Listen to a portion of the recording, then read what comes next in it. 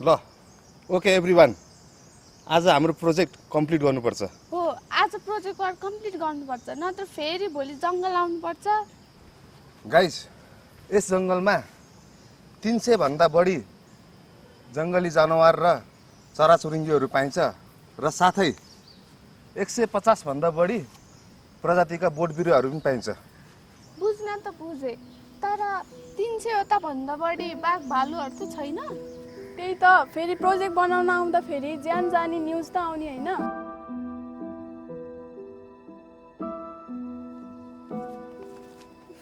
सबैजना चारैतिर बाड्यौँ न त रिसर्चको लागि ल त्यसो भए सबैजनाले आफ्नो रिसर्च चाँडै भ्याउनुपर्छ हुन्छ हुन्छ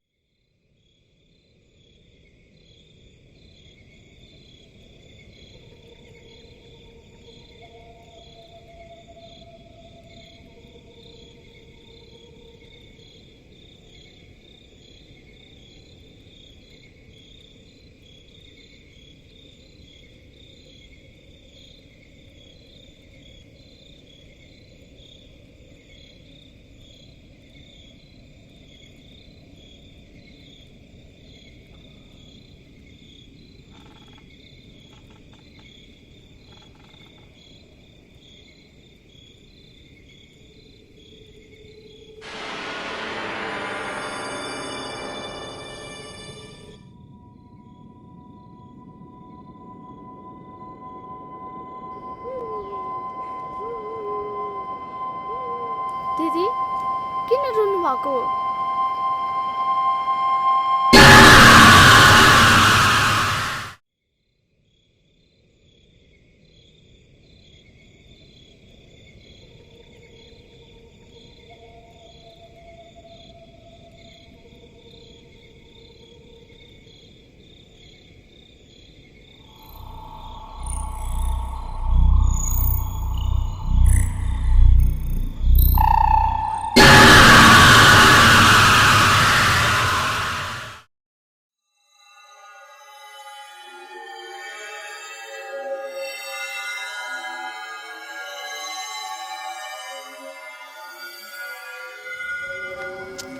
पढाउँदाखेरि ध्यान दिन प्रीतिको पछि मात्रै लाग्यो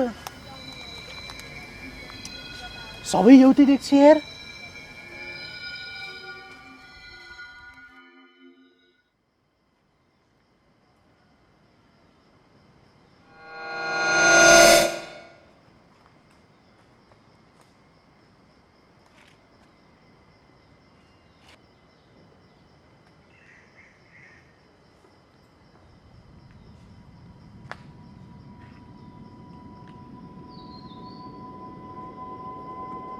को हो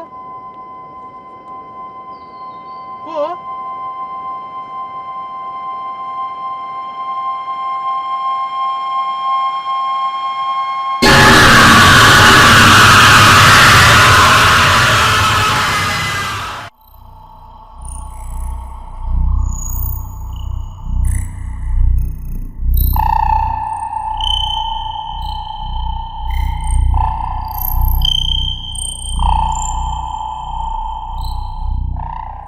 तिमी यो जङ्गलमा को हो तिमी किन आएको म स्टुडेन्ट हो यस जङ्गलमा म रिसर्चको लागि आएको अनि तपाईँ नि म यो गाउँको मान्छे यो जङ्गलमा हिँड्दाखेरि मनमा आनन्द आउँछ अनि तिमी एक्लै होइन हामी 4 जना छौँ 2 जना केटा 2 जना केटी हँ के भयो दाजु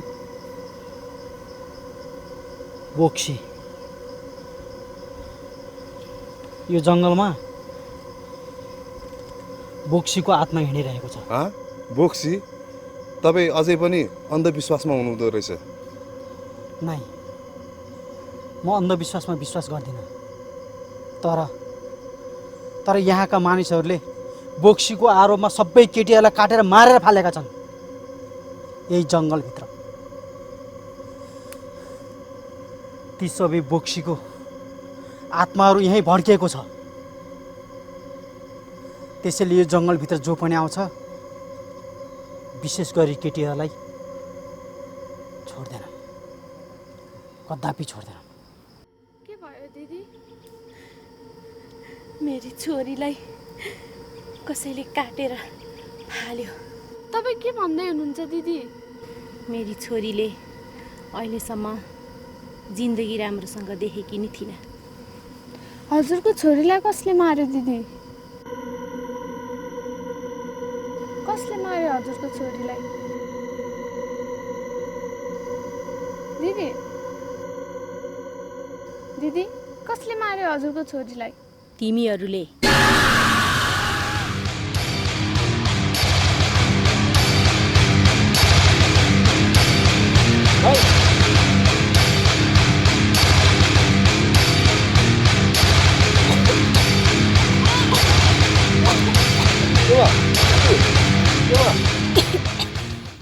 के भयो कृति के भयो यहाँ एउटा दिदीले मेरो घाँटी समात्नु भएको थियो यहाँ त कोही पनि छैन चिन्ता नगर खासमा के भयो यहाँ एउटा दिदीको छोरीलाई हामीले काटेर मार्यो रे नि त के भइरहेछ अनि आदेश खै त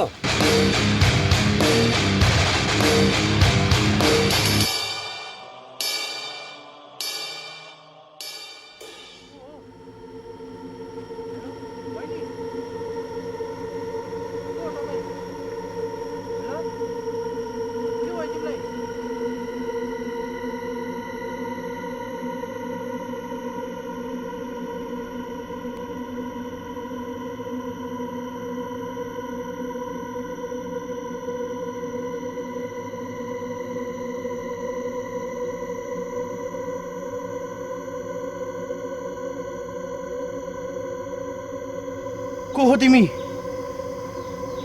के भयो तिमीलाई मलाई आज मार्दैछन् कसले मार्दैछ तिमीलाई तिमीहरूले यो कुरा 100 वर्ष पहिलाको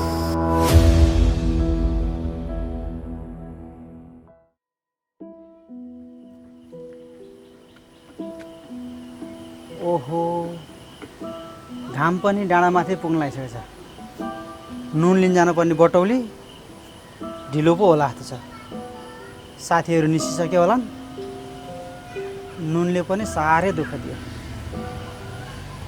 माइली म निस्किने बेला भयो होइन तिमी पनि चरी च्याट्ट बनेर कताको सायद हो ए हामी पनि हजुरसँगै नुन लिन जान्छौँ तिमी के भन्दैछौ त्यति टाढाको बाटो 1 दिन 2 दिन होइन 1 महिना लाग्छ तिमीहरू नजाऊ होइन, त्यो सानो काजी आएर सधैँ यहाँ आतङ्क मचाउनुभन्दा छोरीलाई जोगाउन नि साह्रै गाह्रो भयो।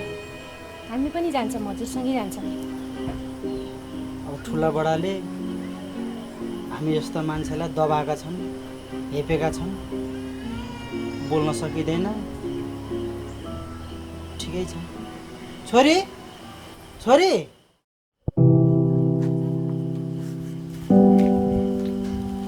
के भयो छोरी?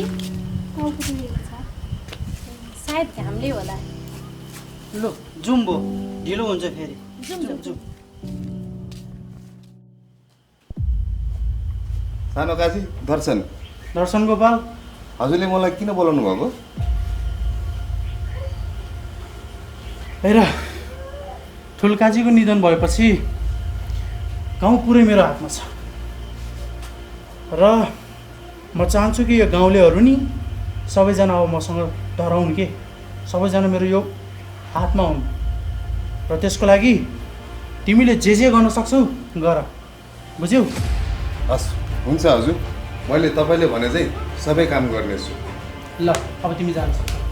अनि एउटा कुरा, गाउँमा यदि कोही पनि केटी केटासँग बोलेको देख्छौ, कोही पनि पढेको देख्छौ या कसैलाई पनि बोक्सी चढेको देख्छौ नि, सिधै म भट्टामा लिएर आऊ, सबको बलि चढ्नेछ।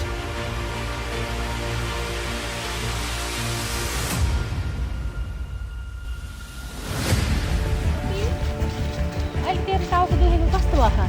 झन् दुख्दै छ। सुन्नुहोस् त, सुन्नुहोस् न। अनि के भयो? के भयो यसलाई? गोपी गोपी, गोपी ए गोपी, यो त काम्न पो थाल्यो। के भयो यसलाई? गोपी, गोपी के भयो यसलाई?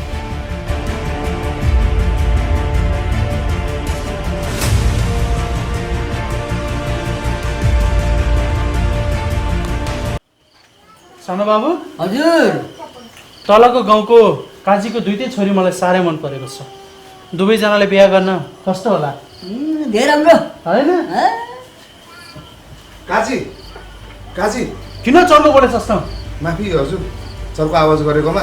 तल नुन व्यापारीको छोरीलाई बोक्सी चढे जस्तो छ। यो कुरा साँचो हो? मेरो आफ्नै आँखाले देखेको। मतलब आज गोपीको बलि चढ्नेछ। सानो बाबु गएर तलको गाउँको काजीको दुईटै छोरीलाई लिएर आउनु। हस् उनीहरूलाई पनि थाहा हुनुपर्छ कि उसको हुनेवाला श्रीमान कति शक्तिशाली छ। गोपाल जाउँ हिँड।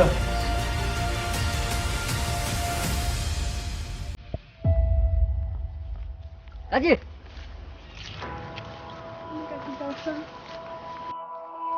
दर्शन आऊ।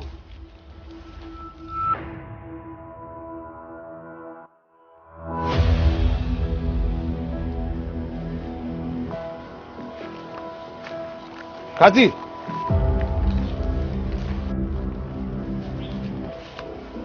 स्याबास।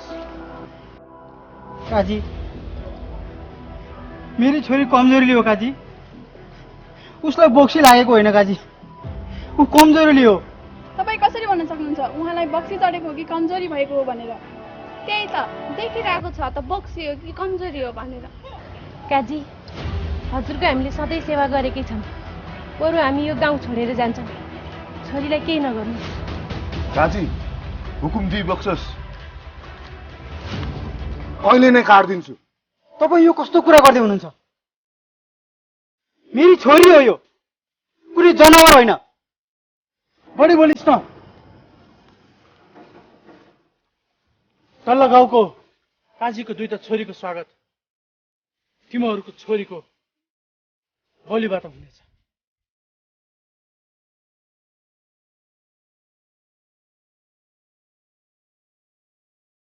गोपी, अब तँलाई बोक्सीले सधैँको लागि छ।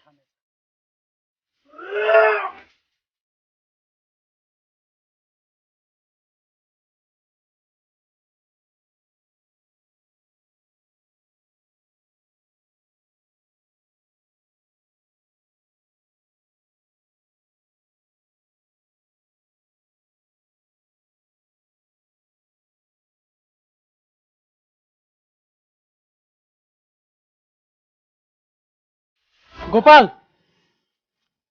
हजुर काजी। ल यी बुढाबुढीलाई जङ्गलमा काटेर फालेर। हस् काजी। काजी अब तेरो मर्ने पालो।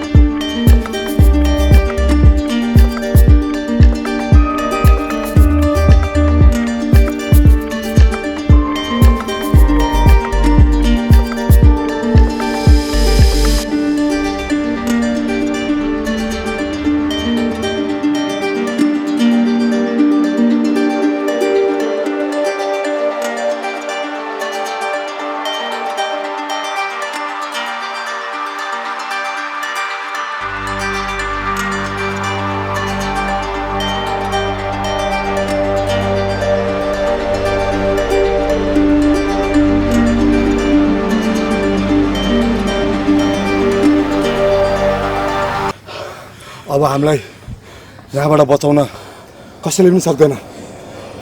त्यही त अब हामी यहाँबाट बाँच्ने चान्स नै छैन। एउटा उपाय छ। सायद मेरो पहिलाको जुनीको पाप यस जुनीमा त्यसको परिणाम लेखेको रहेछ। तिमीहरू यहाँबाट जाऊ, म यही बस्छु। नाइ हुँदैन। यदि तिमीले माया गर्छौ भने हामीसँगै हिँड्नुपर्छ। म तिमीलाई माया गर्छु, त्यसैले म यहाँ बस्दैछु। र एउटा कुरा, तिमीहरू यहाँबाट गएपछि अन्धविश्वासलाई खतम गर्नुपर्छ। हुँदैन। म यो अन्धविश्वास खतम गर्नुको लागि शहीद भएको छु। हुँदैन आदेश। हामी जान्छौँ। आदेश आदेश।